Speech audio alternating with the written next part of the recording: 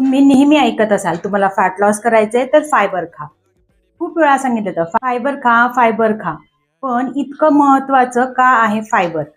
जाणून घेऊयात आज. नमस्कार, मी doctor Swati, certified health coach, आणि तुमचं स्वागत करते food as a medicine 100 day जर्नीच्या 36व्या दिवसामध्ये. जेव्हा आपण फॅट लॉस स्टार्ट करतो तेव्हा प्रोटीनवरती तर फोकस करतोच, परंतु फायबरला मात्र विसरतो. फायबर कमी असेल तर काय होतं? सर्वात प्रथम कॉन्स्टिपेशन, पोटात गॅसेस होणं, पोट साफ न होणं, फॅट लॉस स्लो होणं. मग फायबर असं काय करतं आणि त्याचं इतकं इम्पॉर्टन्स आहे फॅट लॉसमध्ये?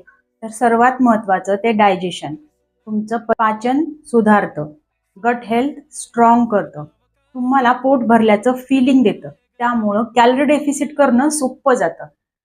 कुठून मिळतं हे फायबर? तर vegetables, fruits, whole grains, dry fruits, seeds यामध्ये तुम्हाला फायबर मिळतात.